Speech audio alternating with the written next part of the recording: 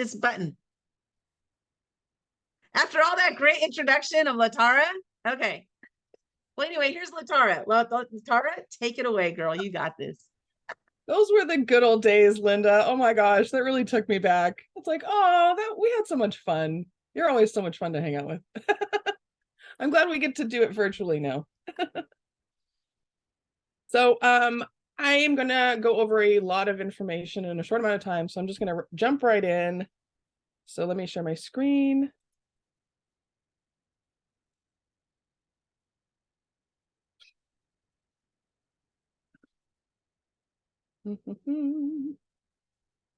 And now I forgot how to presentate this because presentate is a word. Definitely. I think slideshow on the top. There we go. Oh, slideshow. Here we go. Slideshow. There we go. Okay. There we go. While. All right. So how to create a strong online presence by having a voice, brand yourself, stand out from the crowd, and attract your ideal clients with a professional looking social media profile. So who am I? First of all, why should you be listening to me? I am CEO of Ideal Marketing Solutions. I have 18 years plus of graphic design, branding, and marketing experience, and I've worked with a lot of different companies, including all these below. In 2002, I started out working for Dream Homes magazine as a photographer, and I worked there for 18 years. During that time, I took on more and more roles. I ended up being the assistant publisher by the time I left, and I got laid off in March of 2020. I think we all know what that was about. And instead of trying to go out and find another job, I decided to just start my own business. So, what do penguins have to do with online marketing? What you see here are thousands of penguins. And as you might or might not know, penguins mate for life. And somehow, amongst all of this clatter and cacophony, the mate will go out and fish during the day and then come back and find the partner again. And how do they do that? Somehow, even though it's just noise to us, they have a very distinct voice that is different from any other penguin, and that's how they find each other. So how do we create a voice to stand out among our competitors? It's by having a voice. When it comes to your online presence, you have to have a voice to cut through the noise and get noticed. Your branding is your voice. You want to position yourself in front of your ideal clients at the point when and where they are seeking you out. So let's break it down. A is for accessible and attractive. V is for visible. O is for omnipresent. I is for informative and interesting. C is for convenient and clear. And E is for engaging. You might want to take a screenshot of that. Okay, so first is accessible and attractive. Have your contact information readily available. Have your online presence be professional and attractive. Spruce of your attractiveness and your overall first impression, because as we all know, the first impression is the most important one. So you want to have nice, tasteful, professional headshot on your social media profiles. You also want to make sure that you have an appealing and functional website or landing page. You want to make it clear what your business is and what services you provide. You also want to be visible. Make sure you have an online presence in the first place. 80% of consumers are going to research a company online. And if you don't have a website, or they can't find you, or there's nothing about you, or the last time you posted on your social media was 7 years ago, they're going to think you're out of business. So you want to have the social media profile. A business page would be ideal, and you want that website or landing page. It's also good on social media to post to visual content. And a good way to do this is through memes, which is a combination of images and words. So you can say inspirational quotes or promote events and have your company name on the picture itself. Have branding elements on the memes, because this is also going to increase your branding awareness. Next, you want to be omnipresent. There are a lot of different social media platforms, and this is kind of a double-edged sword, because you do want to master one social media platform at a time, but the overall goal is to be in many places so that no matter where people are coming from, they will find you. And then once they do, they can find out more about you by going to your different platforms like Facebook, LinkedIn, Instagram. TikTok is a new one, but I don't have a TikTok myself. And there's YouTube, there's Pinterest. So there's all sorts of different places out there to create this omnipresence. Also, what a lot of social media platforms are pushing right now are live videos. So do live videos whenever possible, because that's going to increase your visibility on these social media platforms. And remember that the more touch points you make, the more you will stay on top of their mind, because about 3% of the people are actually looking to buy at the point where you're trying to connect with them. So it's better to just spread out that connection from just a single point to many points over a large span of time, because at one point during that span of time, that's when they're going to be ready to buy from you. Additionally, people are more and more, I hate to say this, more and more, they have the attention of a goldfish. So the amount of touch points, it used to be, between 7 and 9, and now it's closer to 12 and up. And every single one of these touches, like ads, posts, messages, calls, texts, also every time they see you on social media is a touch point. Next, we have informative and interesting.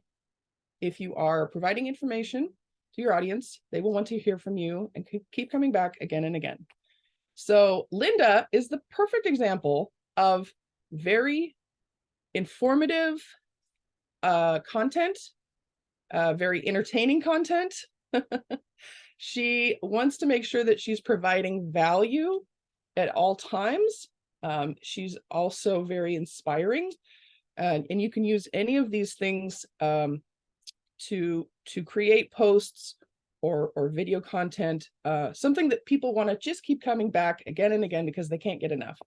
And what you're doing is you're developing a relationship with the people that are following your content, and social media platforms are a digital dialogue between you and them. So that's kind of how you want to see this, instead of seeing it as a means of selling. And these are all of the different ways that you can create posts that are high in value. Videos, photos, stories, informational articles, things that would put you as an authority over your topic or niche. Also inspirational quotes. You also want to make sure that you're convenient and clear. Whatever your message is, make sure it's clear and understandable, because a confused buyer or a confused person will not buy. So if you're making an appointment, don't just say what time works for you, offer up 2 times and let them pick one. Or even better yet, have your Calendly link or whatever your scheduling link is readily available, because you want to make it available, easy. You want to create a clear path from wherever your prospect is to the customer journey you want them to experience with you. So next is engaging. You want to keep people engaged. You want to interact with those who react with your content. If you post something and people start commenting on it, you want to respond back to them, because for one thing, like I said, it's a two-way street. It's a dialogue. So if somebody says something about your post, you want to talk to them back and engage with them. You want to keep them engaged. This also ups your algorithm for that post, and it will be even more visible to more people. Also, here's a little ninja trick. If you use emojis, stickers, or GIFs in your commenting, it will increase your algorithm even better. You also want to ask probing questions in some of your posts, because again, that encourages interaction from others, and you want them to comment and kind of tell you a little bit more about them, or tell you why a certain topic is important to them. Again, Lynda is very, very good at this. So if you're a follower of her, you probably know what I'm talking about. All right, so there you have it. Again, accessible and attractive, visible, omnipresent, informative and interesting, convenient and clear, and engaging. I'll leave that up in case you want to have a screenshot. And in the vein of being accessible and having my contact information readily available, here you go. Again, you can take a screenshot of this if you like. I'd love to connect with you. And let's see here. There are some free goodies for you for being here today. You can have a free Facebook evaluation with me, a 30-minute meeting. So there is my Calendly link if you would like to schedule one. We can go over your Facebook profile and your business page, and your Facebook groups if you have them, to kind of optimize your visibility and the performance of your profile. I also have a voice ebook and cheat sheet that kind of goes along with this presentation.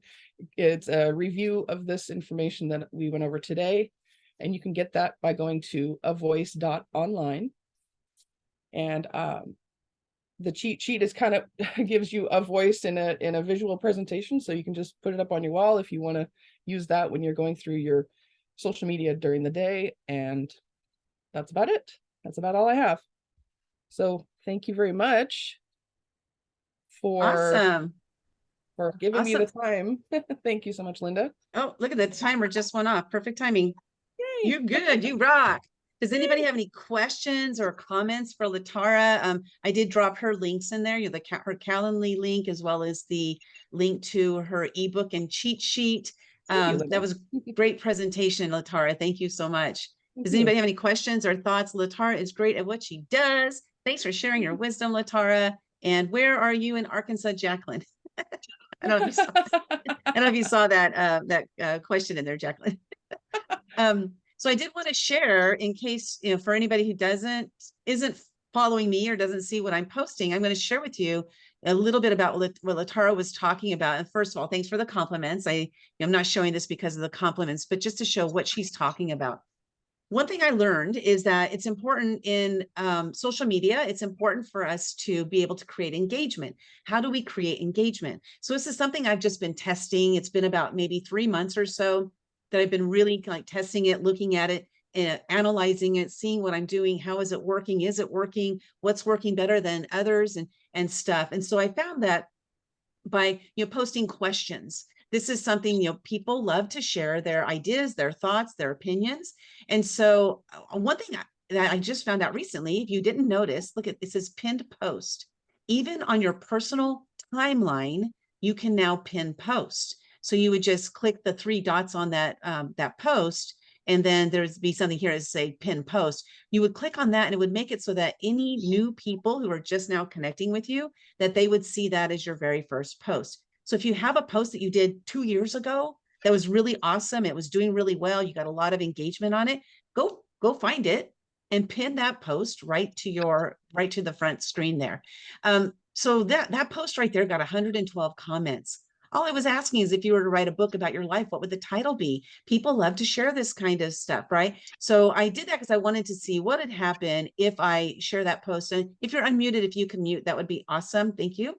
And then I started doing these controversial questions, like, what age did you tell your kids the truth about Santa Claus? It doesn't have a huge engagement, but 14 comments for me is huge. I used to be ecstatic if I would get 3 or 4 comments.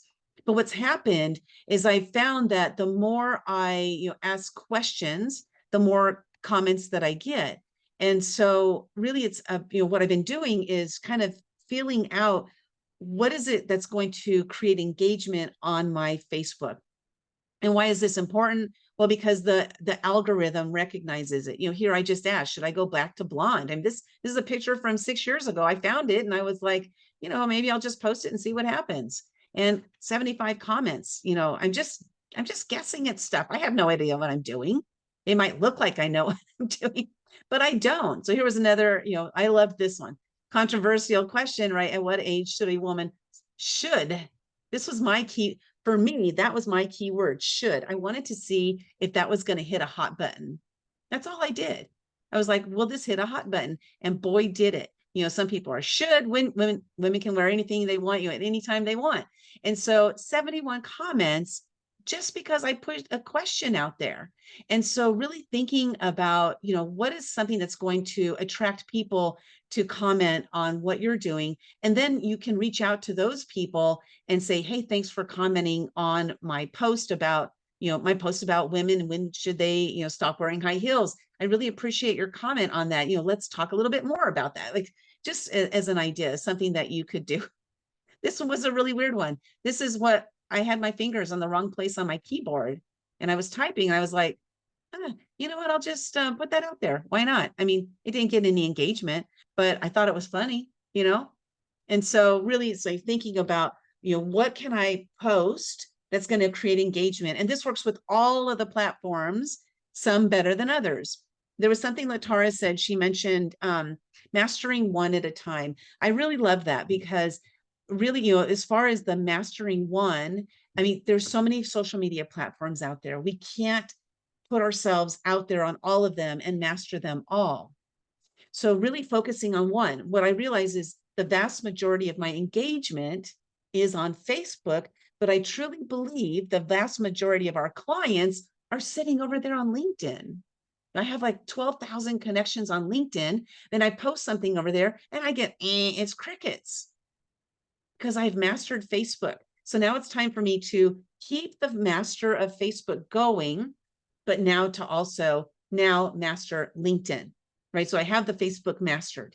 I can So go into, Lynda, I yes. just want to pop in here on LinkedIn. What you want to do to increase your LinkedIn, if someone likes my LinkedIn, I then will comment and I'll say, Lynda Sunshine West, thank you for letting me know this resonated with you. What did you think about blah, blah, blah? Right. And that starts to bring your algorithms back up on LinkedIn. So, just try it and see what happens. Okay, cool. I will tag you. Thanks. There we go. That works. I guess, and for me, I have a hard time tagging people. I don't like being tagged in things, especially if it's just to promote somebody's stuff. So with that, I don't tag people, right? So a lot of times we don't do what we don't like. And that's where I am right there. So I'm in the process of, getting over that. Like, just get over it, Lynda, right? Is what I'm in the process of doing. So it's all a growth process and learning. And thank you for that, Gail. I'm going to work on that tip and see, how it shifts, and actually spend a little time over there. I mean, right now, I think I spend less than 5 minutes a day. What results do I expect from that? I'm not putting any time into it. Why would I expect any results? Yes, Laurel. I just want to add on that because you touch on a spot that it's the same for so many people. I don't like to be tagged. I don't like to bother people, this and that. But if we as a collective of entrepreneurs say, geez, this is going to help that other person, this will help me. So it's optional whether someone responds or not, but it really works for all of us in the way that we get to support and empower each other. So that's the attitude that I adopted and I share with others. So it's not about you, it's about them. I love that. Thank you so much. I have some people who they tag 99 people every single time they do a post, and it has nothing to do with anything I'm doing, right? And so those are the ones that I'm looking at those. So maybe if my tagging is strategic, right? I'm tagging people that I believe that it really is going to be beneficial for, then that's a different approach. And so that can help me to move out of that headspace that I'm in right now that I need to move out of. And I know I need to move out of there. I've been telling myself that for too long. So it's time to just make the leap and jump out of there. Latara, that was a great presentation. Thank you so much. And let's see, do we have any comments in the chat there or questions in the chat, Sally? I wasn't looking at that. Okay. Yeah, I don't see any in there. Okay. Okay, awesome. So connect with Latara, click on her Calendly link. And then now for your next trick, I'm going to put in the chat a link. Okay, hold on. If you want to speak at one of our events, one of our networking events, click this link and get yourself scheduled. It's a 15 minutes, you speak for 15 minutes. You can use a presentation or not. It's up to you. You'll tell us what topic you're going to be speaking on. So we're not deciding on the topics ourselves. And so if you want that opportunity to speak, we are recording them when I remember to hit that record button and, putting these out there for other people to hear it later. People do watch the replays of these networking events, which I was surprised. One of them, we had Jeff Hoffman on. Oh my gosh, this was amazing. We had Jeff Hoffman. He is the founder of Priceline.com. He's a friend of mine. He's like a multi-billionaire. He's a really cool guy, and he does his business from the heart. An incredible man. And he stayed on here for 2.5 hours with us, just answering question after question after question. And people went on and watched, that recording, which I was surprised. Who's going to watch a 2.5 hour, a session? But people do watch them. So if you're interested in speaking, click that link, get yourself on the schedule, and let's get you in here. We are doing these meetings every single week at the same time. I don't think we'll do Christmas Eve because I think that's a Saturday. We'll probably skip Christmas Eve, but we are doing it every other Saturday from this point forward. Okay, so next up, I'm going to do my presentation on, what's my topic? Let me see. What is my topic? Overcoming your fear of live video. So Sally, go ahead and introduce me because I'd like to hear myself be introduced. Okay. There you go. Laurel, do you have a question before we start? Oh, okay, because your hand's raised.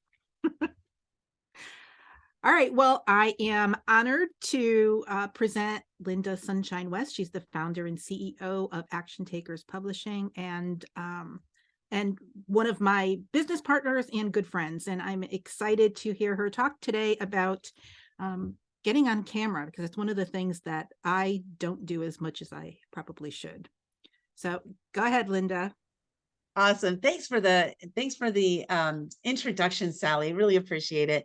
Excited to be here today. I always love this topic of live videos.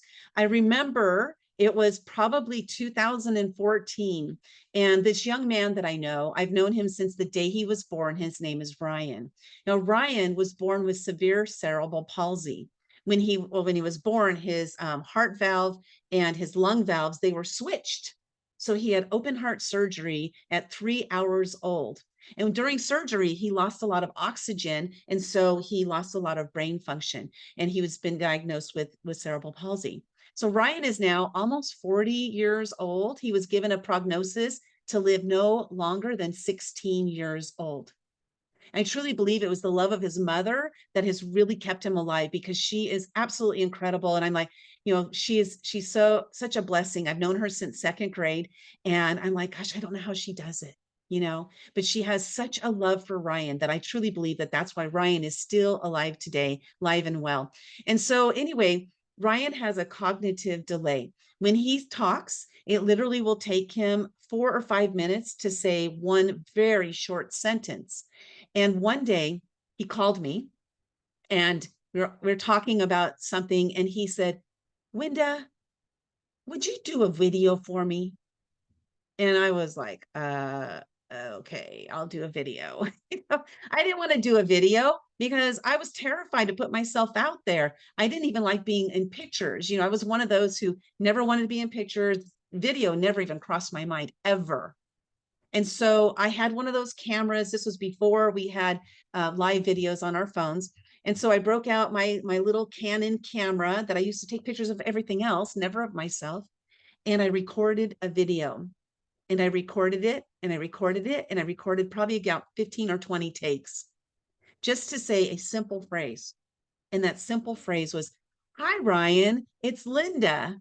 Here's the video that you requested. I'm having a great day. How are you?" Kind of, I think that was probably the video, the whole extent of it.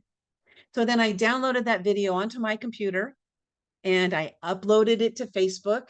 And when I hit that post button, I'm getting an emotional reaction right now, remembering that moment, how terrified I was that people were going to hear me. They were going to hear my voice.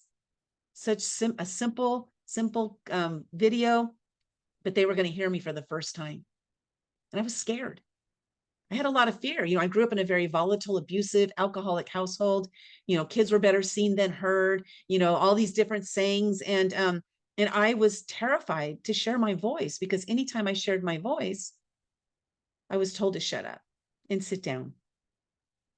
Nobody wants to hear what you have to say. My first husband was someone just like my dad. And he would say, "You're so stupid and ignorant. People are only nice to you because they feel sorry for you." So these comments that I grew up with the first 22 years of my life, these comments shaped my beliefs about myself. I didn't believe in myself. So when Ryan asked me to do that, talk about stepping outside of the comfort zone, this was way outside of it. But I did it because Ryan lives a tough life 24 hours a day. The least I could do is do a short video for him. So I posted that video and I tagged Ryan in it. He watched the video, he liked it. And the next day he reached out to me and said, "Lynda, I really like your video. Will you do one for me every day?" Gulp. Every day? In my head. Yes, of course, Ryan. Of course I'll do a video for you every day. That started me doing videos every day. Record a video, download it to my computer, upload it to Facebook, be done with it. Every day I went through this process. About a year and a half after I was doing these videos every single day, Facebook Live came available. Now I'm on an Android, so it came to me about 3 weeks after it was available on iPhones. And I was looking at my phone every day. Is that live video function there yet? Is that live video function there yet? I just couldn't wait. Why? Because I wanted to save the time. I was recording, downloading, uploading every day. This time that I had to wait for it to upload so that I could make a post and all this stuff. So I started, there it was, that live button. And I hit it and I went live for the first time. And that was scary again. So even though I had now gotten accustomed to doing videos, it was still scary because now I was live. Now people might see me live. They might have questions for me. They might make comments. I didn't know what was going to happen, but I did it. I hit that button that day it was available. And I'm so glad it came available because I got to save a lot of time. That was the whole reason I did it. So what happened though, after that, I got hooked. I got hooked on live videos because people would comment, people would ask questions. Then I would bring people on the screen with me and interview them. And it just started really snowballing into this huge love for live video, the love for making mistakes, for saying silly things and just laughing at myself.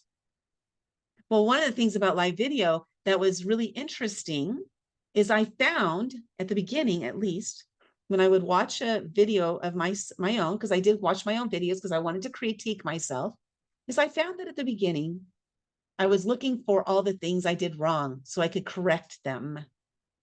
And I made a shift in my head. I said, I'm no longer going to look for the things I'm doing wrong. Instead, I'm going to look for the things I'm doing right, the things I'm doing well, the things that are funny.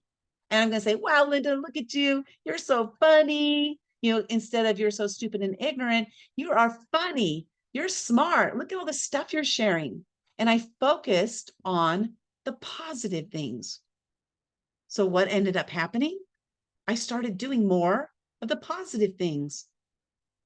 So this is one thing I found is that when we critique ourselves from the negative standpoint, oftentimes we're looking for that negative. And what happens is we end up doing more of that negative. But if we focus on the positive, then we end up doing more of that positive. So today I just want to share with you, a couple of little tips that I learned through the process of doing over 5,000 live videos. I've interviewed over 700 people, and many of those have been on the red carpet at the Academy Awards after party, which never would have happened had Ryan not asked me to do a video one day. Ryan was the catalyst for all of this. And I'm so grateful to him. Do I do a live video every day anymore? No. I stopped after about 5 years. I did live videos every single day for 5 years. Some days I would do 3 or 4 videos. Some days I would just do one. So some of the things I learned, which one of the things was, if you're going to watch your videos, look for the things you do well and do those more often. Another thing is, don't worry about your background, about what it looks like. I've got this set up here today because I have some of the little tools that I use that I'm going to share with you today, which are really, really awesome. And I love, using these tools. Don't worry about where you are, who you're with, what you're doing. However, with that said, if you're at a bar or if you're at a concert, a lot of times Facebook will delete your video because of the infringement of the copyright of the music. I've had many of my videos taken down, or I'm doing a live video and it pops up on my screen and it says, you're infringing on a copyright. Is this legitimate or not? So I just always say, yes, it's legitimate. And I just keep going. But then when I'm done with the live video, it's deleted, like Facebook deletes it. So that's the one thing, is to be really careful about, where you are. If you're going to do a really good video, don't have any music in it unless you've paid for that music, because it will most likely get deleted. So that's one thing. Another thing is, like, this background that I have set up here, this is just a, what do you call it? It's like those panels. It's a 4-panel thing, like Gail has. Yep, exactly like Gail has. And so when I'm done, I just pack this up. We live in a very small place. It's a 1-bedroom. I think it's like 750 square feet where we live right now. So I'm very short on space. So I just pull this up, set it up, and I always have the same background. I've even traveled with this. Like, I'll put this in my, the back of my car if I'm going somewhere and I know I'm going to be doing some videos, especially if I'm staying in a hotel room, because I want to have this same background instead of a bed in the background. I've done those videos too, where you have a bed in the background. Now, it's not, again, it's not required, but this is just a suggestion. This is something that I do. Selfie stands.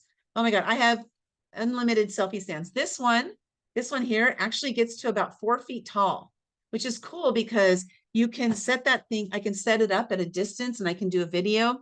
You can, your camera, your phone camera, it's going to pick up your sound from a really long distance. So you don't have to be right on it. You don't have to, be standing right in front of your camera, because it's going to pick up your sound. However, with that said, it's going to pick up ambient sound too. The further you are away from it, it's going to pick up all the sound, from you leading up to that camera.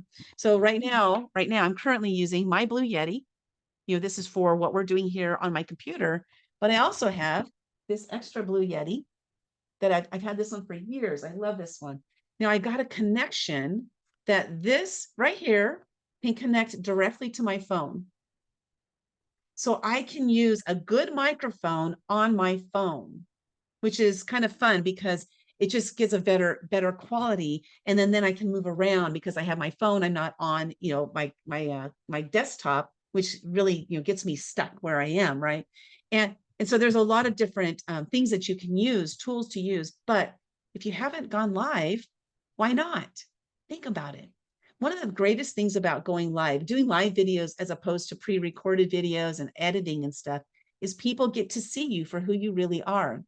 If you have a brain fart when you're doing a live video, you can say, oh my God, I just had a brain fart. Why not? Just say it. Just call it for what it is, because people are going to connect to that. So it's our opportunities when we do live videos that we can connect with people better, because we're experiencing something that they have probably experienced. And if they see us mess up, what does that do? Oftentimes that gives them permission for, I don't like that term, but it gives them permission to mess up as well.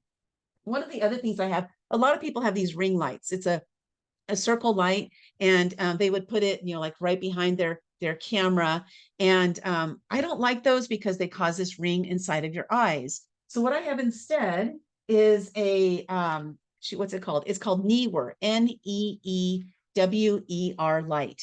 So this light, it lights up, you know, I have one in front of me right now. So it's lighting me up pretty well. It's not the best. I have a big window behind me as well. But this one little light that I use, even if it's pitch black in my house, I can turn this light on and do a video and you can see my face. But there's no ring in my eyes. And that's those rings for me, when I'm seeing somebody do a video and they have those rings in their eyes, I am drawn to the rings in their eyes. I'm drawn to the rings in their eyes more than I am to their message. So if it's something that's gonna cause a distraction, we probably want to stay away from it. You know, if it's something that's going to cause a distraction. Then I have this other one. Now this one, okay. I'm just going to say it. Okay. This is not a dildo. It looks like, what? It looked like this. I don't know. But this is another selfie stand, and it's cool because it's very sleek, and you just push a button and it opens up. And this thing gets to about 4 feet tall, but it's really sturdy. This one is called, I'll put the names in the chat there, Atumtek, Atumtek. It's very sturdy and gets to about 4 feet tall, and you can fit your iPhone or your Android in there, and it gets, you know, it really stretches out. So I love this one because of the sturdiness, but you know, it's kind of big and bulky. It's kind of big and bulky. So that's one thing I love about this one. I'll share. There's so many different. Why do I have so many? Because I'm addicted to live videos. Okay, I just let the cat out of the bag. That's why I have so many of these. So this one here, it has a base that disconnects. So you just plug this into the actual selfie stand, and then it shrinks to a very short. I can put this in my purse. So I have this with the base, and I can put it in my purse and carry it around, so that if I'm going to do a video, like let's say I'm at the park and I want to really sturdy this, I can set this on I've done this, set this on a park bench, get it all nice and sturdy, and then get ready to go. And then with that, I plug in my, I have the connected earbuds because I don't really like the Bluetooth as well. The Bluetooth is a little iffy sometimes. So this is just a better connection, and it makes sure that you can always hear me. One thing that's good about using earbuds as opposed to just your phone is when you use your earbuds, whether you flip your camera out or not, it's always going to be the same sound, because like this has a microphone in it, as a built-in microphone. And that microphone is always going to be the same sound no matter what you do with your camera. So if you set your camera 5 feet away, which I wouldn't be able to do with these earbuds, but if I set my camera 5 feet away and I had Bluetooth earbuds, then you would always hear me no matter where I am. And then, so with the live videos, again, what I love the most about it is it's our greatest way to connect with people. When we're live, they can ask us questions, they can make comments, and then we have this opportunity to connect with them better. I just want to make sure that doesn't fall. Just an opportunity to connect with them better because we're live, and it's like we're having a conversation with them. On Facebook, you can invite people to come live on with you. On Instagram, you can also invite people to come on live with you. I'm not too fond about that way because you're really limited as to what you can do. I prefer using a Zoom. Like you can do live video on Zoom. Like right now, I could be streaming us live over to Facebook or to YouTube, but my preferred and favorite platform is called StreamYard. With StreamYard, I can go live. I can have 10 people on the screen, you know, up to 10 people, which is really awesome. Or I can just do one-on-one, but I can put tickers on the bottom where I'm saying, you know, hey, if you like this, connect with us here. And then you can put your website on there. You can flash stuff up on the screen. If people make comments, you can flash those comments up on the screen. So there's so many ways that we can connect with people, you know, through our videos. And live videos, while they are dropping, there's still an amazing way to connect with people. So the last thing I want to mention is that while you might not have the best setup, you know, you might not have, you know, a Yeti microphone, like Sally just got hers. Congratulations, Sally. I'm so excited about it. You might not have the Yeti microphone. You might not have the selfie stands. You might not have all that stuff. When I got started, I didn't have any of that stuff. And so I'll share with you one of the one of the hacks that I did in order to be able to make it so that I didn't have to hold my camera the whole time, because I have done a video. I did a 1 hour long video because people kept asking questions. So I stayed on a 1 hour video with me holding my camera like this.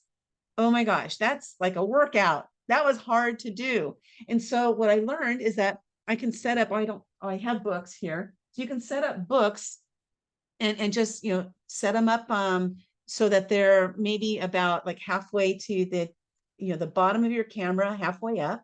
So set the books up there, lean your camera on the books, and then behind it, set another book just so it stays in place, so it doesn't fall down like that. Because speaking from experience, it will fall down if you don't have something holding it up in the back. But this is a way that you can do your live video. If you don't have all this equipment, you can still do it. I've done it before where, what did I do?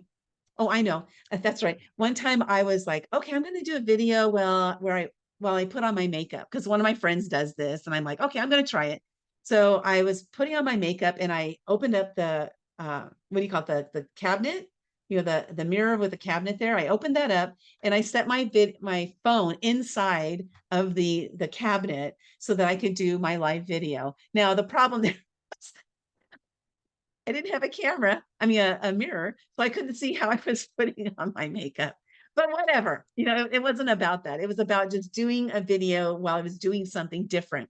And I've tested so many different styles of videos. And I remember when I had this opportunity to interview stars on the red carpet. So I reached out to a friend of mine. She became a friend of mine. She wasn't a friend of mine yet. I didn't even know her, but I reached out to her and I said, hey, I'd like to interview stars on the red carpet. I was sent to you by my mentor, Greg. And she's like, oh, of course, of course. I said, I'd like to come on and be your live video correspondent. And so she said, okay. And then I had this thought that I'm going to be there on my cell phone while all these other people have like these fancy cameras, these fancy videos, and they're all dressed up and all, and I'm going to be there on my cell phone. How ridiculous is that? So I ended up finding a videographer to go with me, and we were able to interview the stars on the red carpet. And it's interesting because that has become part of my comfort zone. So that's the last thing I want to address here. Our comfort zone. It's comfortable in our comfort zone, but is it the place we need to always be? Or should we expand the size of that comfort zone? So it's interesting how when I first started, I was terrified to do one video. Now I've done over 5,000 live videos. I've interviewed about 700 people. I've interviewed stars on the red carpet. I interviewed the president of Mexico, the country, in his presidential suite when he was in San Diego. I've interviewed Les Brown, Jack Canfield, Sharon Lecter, Wesley Snipes. I've interviewed all these people. And that has now become my comfort zone. And it was so funny because I remember the last time I was on the red carpet, I left that day and I said, I expect to be on the red carpet. What a shift. What a shift that happened, because I said yes to one young man who wanted me to do something one day. We don't know today. If we say yes to something today, we don't know what it's going to lead to. Like Sally, when she said yes to that first collaboration book. Like me, I got started in my first collaboration book with my mentor. I had no idea that that was going to lead to a publishing company. So doing those live videos, you don't know where they're going to lead. You can do live video, well, they call it native video on LinkedIn. You can do up to 10 minutes on LinkedIn. It's not live, but the second you're done recording it, it goes live. They call it native video. But you can also stream live to LinkedIn using a platform like StreamYard. You can stream live to YouTube, to Twitch, to Facebook, not to Instagram yet. But there's so many different things that you can do when you hit that go live button. So with that said, I just want to thank you all for honoring me with this time to share my experience doing live videos. It has literally changed my life. Literally changed my life. And I'm so glad I said yes to Ryan that very first day, as terrified as I was to go on to do that. So anybody have any questions or thought? I see some things in the chat there. Oh, thank you. Thank you.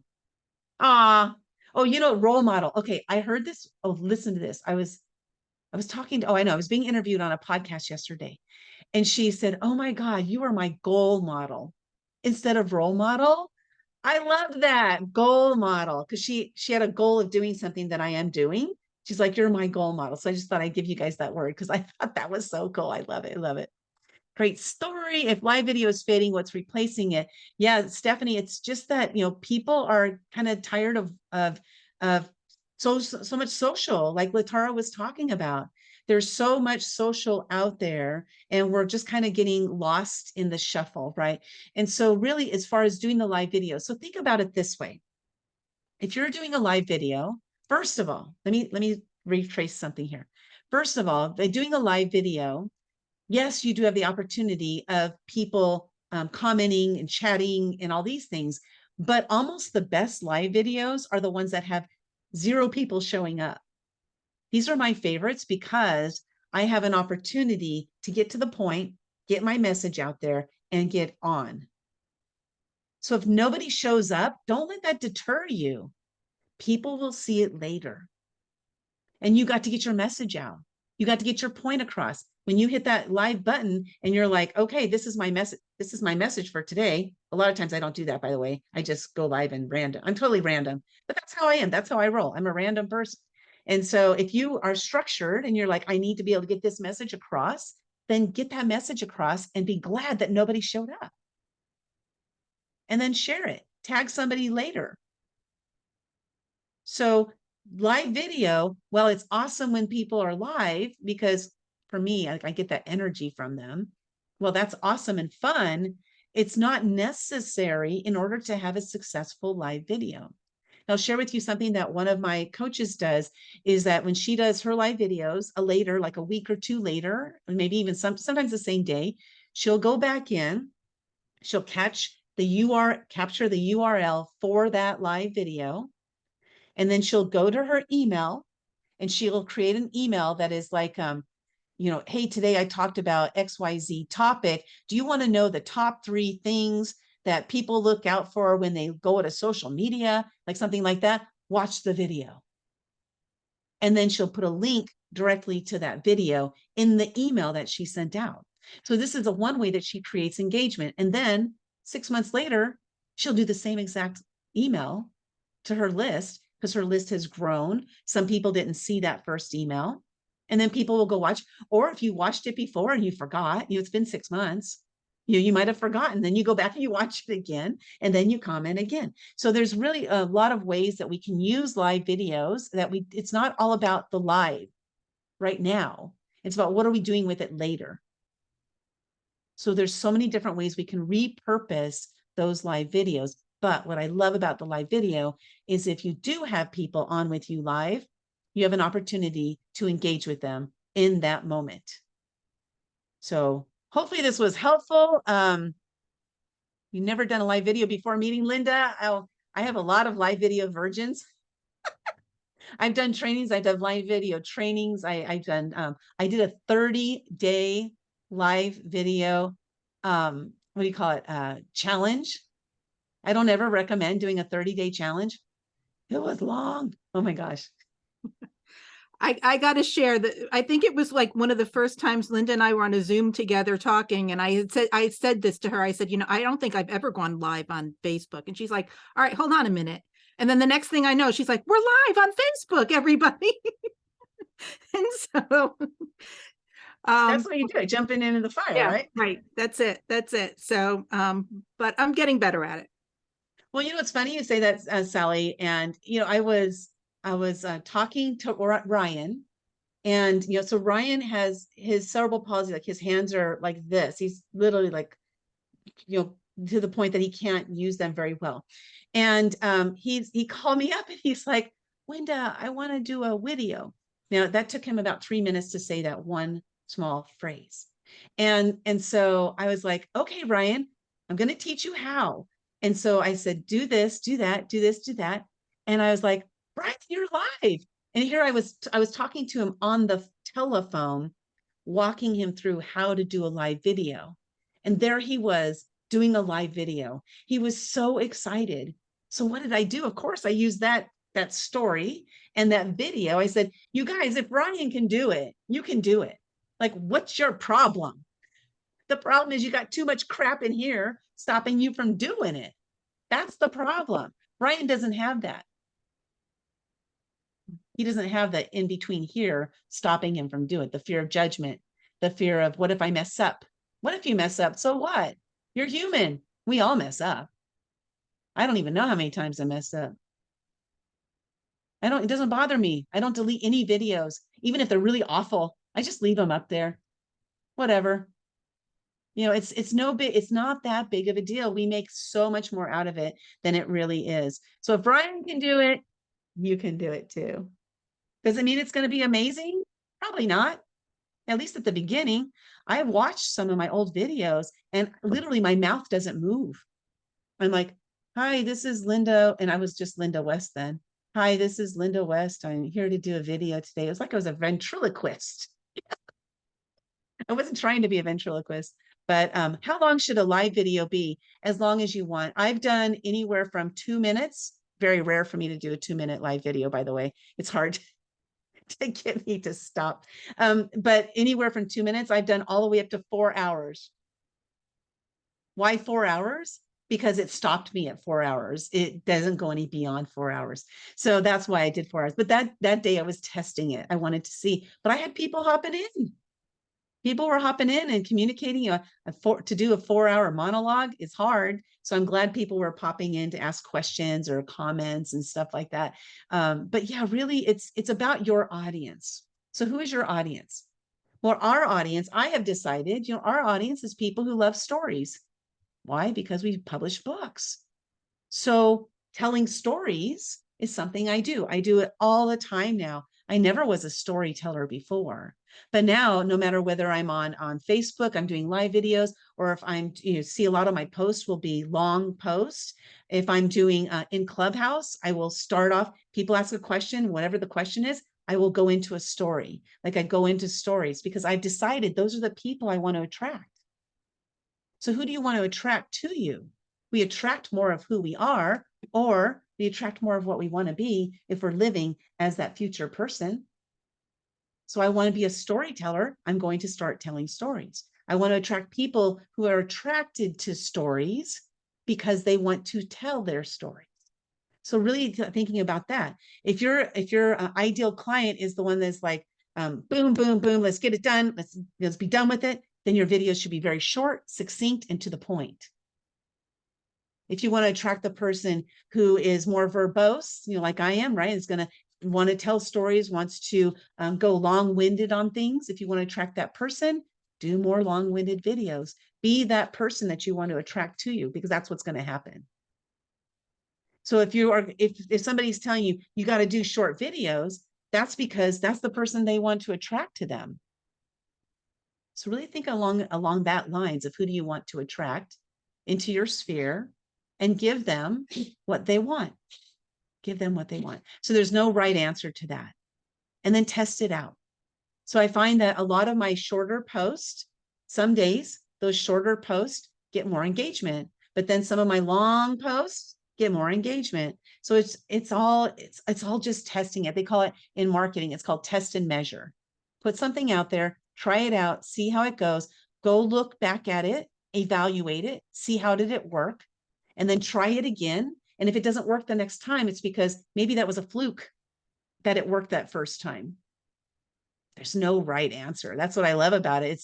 It's no right answer. It's like just doing it, really doing it. Okay. Okay, we're going to do an open mic. We had 2 volunteers. Oh, that makes it hard. So we'll do 2. We're going to do 2 back to back. Okay, who's first then? Sally, who's first?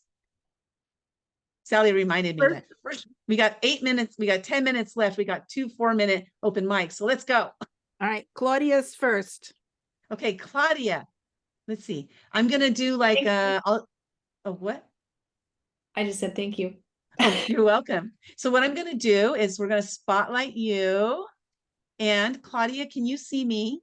Yes, I can see you. Okay, cool. So when you have 30 seconds left, I'm going to go like this. Okay. Okay. Okay. So Claudia, We're introducing Claudia to the stage. Claudia, you got 4 minutes, open mic. Let's hear your story. Okay, thank you so much. So I am originally from Germany. I was born and raised in Germany and came over here for an exchange year when I was 16 and always wanted to come back. But I had to go back to Germany to finish my school. And when I graduated from school, I was asked what I wanted to do with my life. And I wanted to become a financial advisor or stockbroker, which is what it was called at the time. And I let myself be talked out of it by guys who thought, what was I even thinking getting into a men's business? This really wasn't for women. And there's a longer story behind it. However, I was young, and even though I never got these kinds of messages from my parents, they always encouraged me to do what I wanted to go for. There were too many men telling me I couldn't do this and I couldn't be in this business. So I decided to go a different route and went for BA, master's, and PhD. And so I got a master's in English, teaching English and French, and then I got a PhD in linguistics because my goal was still to come back to the United States. And I thought with a PhD, I had more chances of getting the equivalent of and being able to teach here. So I came over here after my PhD and taught at Portland State University and Lewis and Clark. I was teaching adults in the arena of linguistics and second language learning and teaching ESL, and met my now ex-husband during that time. We fell in love and got married. We had 4 boys in 4.5 years, twins, and then a couple more boys that were really close together. And on the last pregnancy, it took me some time to figure out what I was up against. I realized I was married to a hardcore narcissist. And so then it took me some time to figure out how I was going to get out. And because he was a very controlling man and always told me that I wasn't good enough and I couldn't do what I wanted to do. And in the end, I had to find a way out, which was difficult. I ended up selling the original stones of my diamond ring to be able to retain an attorney, and switched them out for synthetic stones so that he could tell. And that's how I got out. And the process was a long process because the divorce itself took 2 years, and then he appealed all the finances to the Supreme Court of Oregon because he thought I should be put out on the street as punishment for leaving him. So the whole process took 6 years. I found myself in limbo for 6 years. And during that time, I really couldn't find work in academia because they didn't look at teaching evaluations. They just cared about grants and publications, which I didn't have because I was raising the boys and taught very sporadically while they were little. So I thought, okay, what am I going to do that I'm really passionate about, that I can turn into a success story and that I can, put bread on the table with, but really make a difference. And I started going to Rotary and was invited for an internship at a small wealth management firm, fell in love with the business, and found myself back to where I wanted to be in the first place. So I felt like I'd done full circle. And I then had to find the right place. Well, I had to carry myself over financially.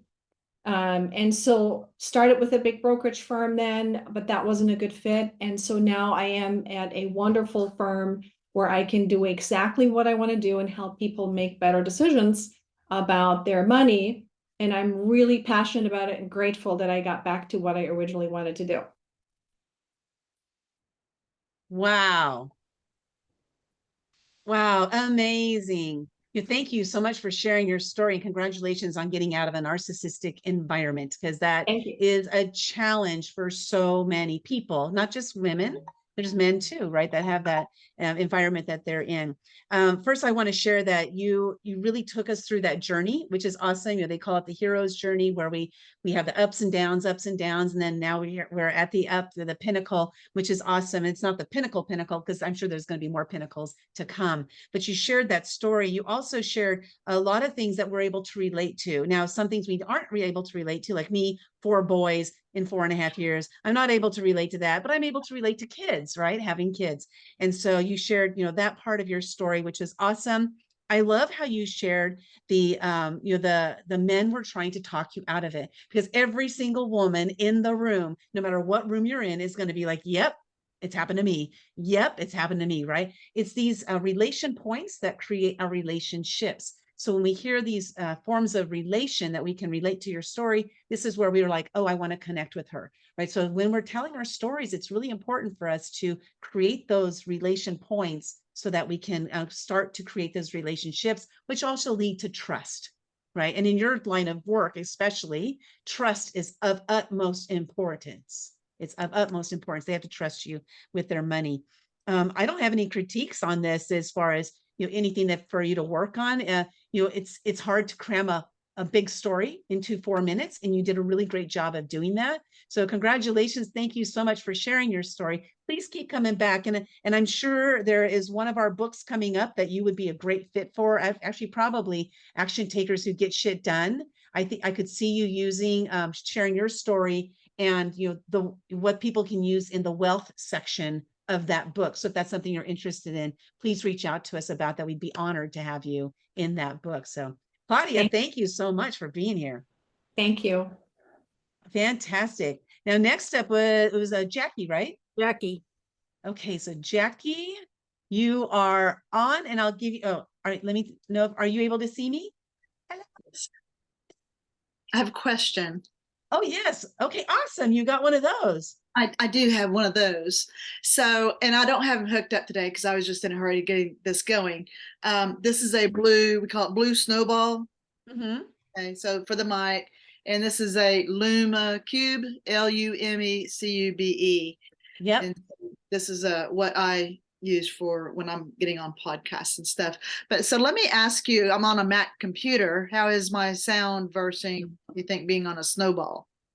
Your sound is good right now. Your Mac is really picking up your voice. It's not picking up all the ambient sounds around you. And that's one of the reasons we want to use a microphone, like the Blue Yeti, or you've got the Snowball, because we can put it directly in front of us and it'll pick up only our voice. That's really kind of the idea behind that. But your Mac, it sounds really good. It's a nice crisp sound. It does, it is a boomier sound because you're in a room. Do you have hardwood floors? I have laminate wood floors. Yes, I do. Yeah. Yep. And see, I could tell because of the crispness of the sound, the more you listen to videos, the more you'll hear those kinds of things. So having the blue snowball will really help to temper that, because then again, the microphone's right in front of your body, and our body is a piece of, it helps to absorb the sound, that's going on in the room. But yeah, that, I can't remember, what's that called? Lumineer, I think, that light? LumaCube. LumaCube. Yeah, those are really great too. And and she has it. Oh, okay. It even has a stand, the LumaCube stand. Yes. Yes. Yeah, so that's a great one as well. It's light. It's the same size as the one that I have here. It's just a different brand. Yes. And hers is softer because she has. Wait, now the light on the other side. Do you have the different colors? The different colored. Okay. Yeah, see, I have that one. I don't use it. It's got an adjustment, come to find out. Yeah, so she can adjust the strength of the lighting. So that's another one. That's a great one to have. Okay. All right. Good. Sally has no ear for sound differences. That's why I'm here, Sally. I can hear those. Okay, so I will give you a 30-second warning, Jackie, like this. Okay. And the time is yours. Let's hear your story. My story began in Arkansas, and I got out of here as soon as I could to Texas because my mother said it was in the water. So I left town. I have not ever been pregnant. And when I returned to Arkansas 20 years ago, it's still in the water around here. So my kids are four-legged kids, horses, cattle, dogs. My father had a pass last year, so I did inherit about 30 cows. And so I'm having baby calves the last couple of weeks. It's been exciting. But I moved out of here and got to Texas, and I had gone to the University of Arkansas. I'm from Fayetteville, Arkansas, and used my business degree to be a secretary. I was at GE Credit Corporation and went to Mercantile Bank. I was in Germany for 3 months.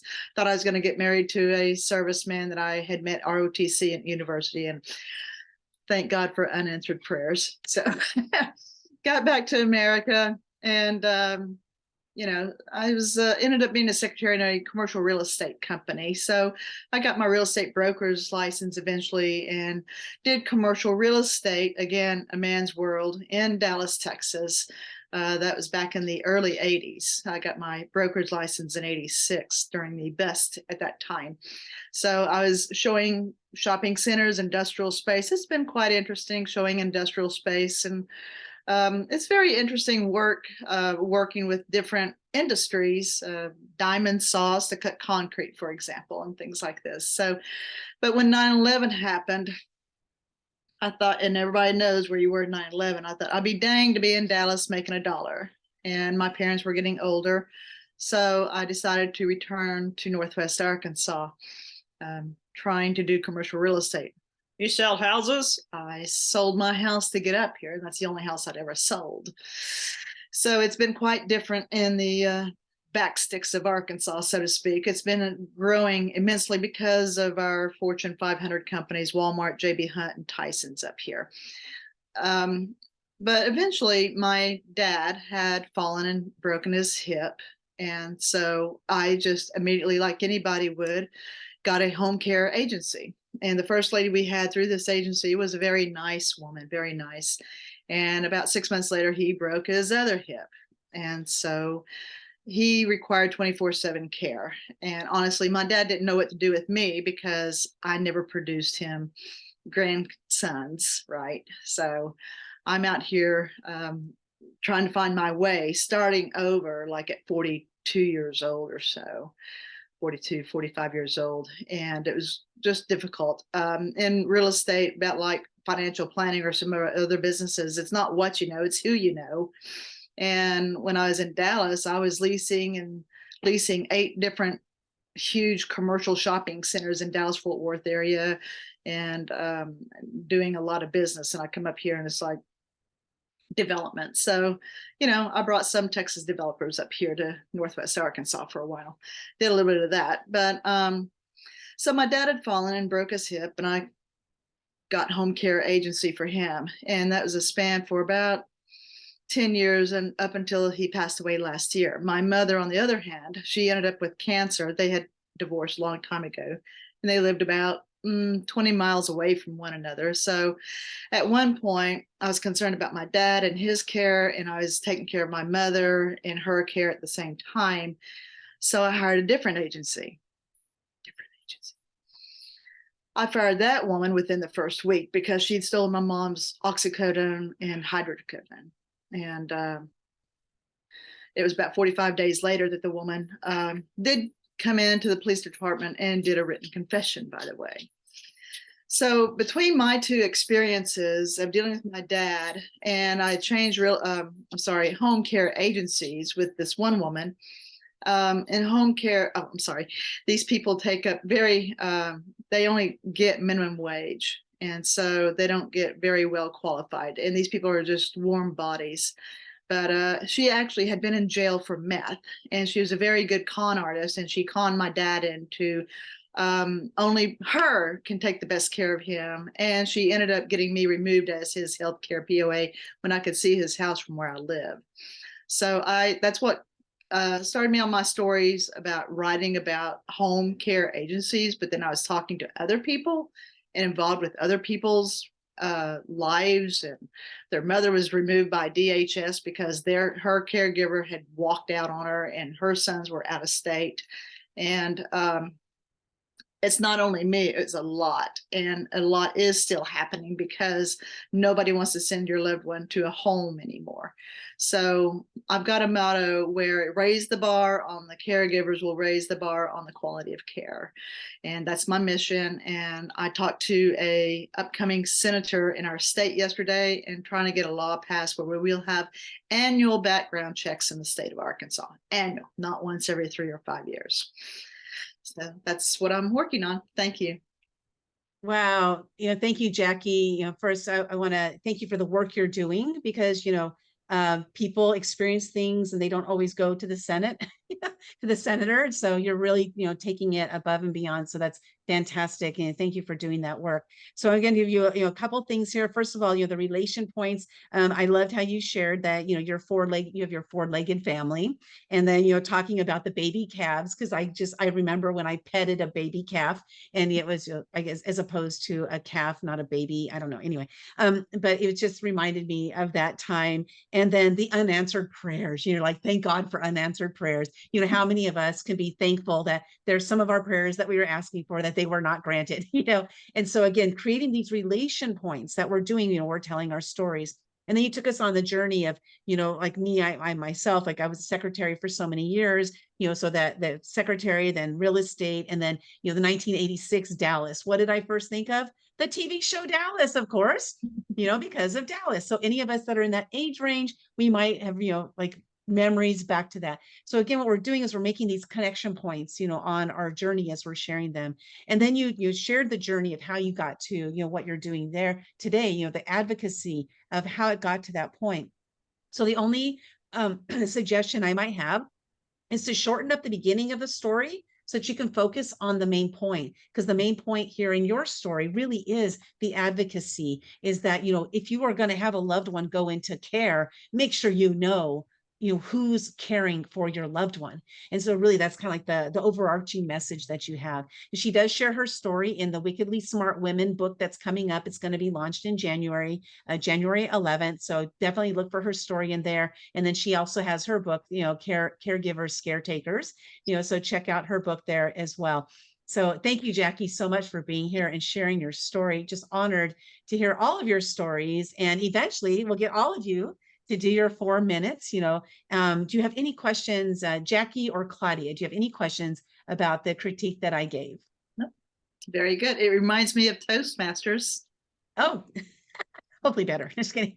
Yeah, no, this was great. Very helpful. I appreciate it. It reminds me of you've attended one of our Toastmasters club sessions too. Yeah. So it's better than Toastmasters. It's very constructive feedback. Thank you. Yes. Thank you. You're just doing my thing, right? Just doing my thing. So ladies, thank you so much for being here. We did go over by a couple minutes here. And again, make sure you connect with each other. If you relate to anything anybody's shared, please make sure you connect with them, reach out to them. What do they say? The follow-up. Following is important, but follow-up is more important. This is where we make our connections. And so we're hosting the event next Saturday. We have, hopefully some of you signed up to become speakers at the following events. We don't have anybody signed up for next week. So if anybody's signing up to speak for next week, you'll get 15 minutes. And it's sharing some value. It's not about sales and stuff. It's about providing value to the ladies who are in attendance. And if you enjoyed the meeting, please invite other people to attend as well. This is open to men and women. But as you see, we attract mostly women, probably because we're women. So super excited to see what everybody has this week. If you're in the US, happy Turkey Day on Thursday. And hopefully you're able to get some turkey, because I heard that there's a bird flu going around. So the turkeys are sparse right now. So yeah, get yourself out there and get that turkey now when you can. And with that said, any other thoughts, questions before we end for the day? Sally, final words to end, round us out? No, thank you everyone for coming. This has been great. Awesome. Thanks, ladies. Have an amazing day. Thank you. You too. Happy Thanksgiving. Happy Happy Thanksgiving.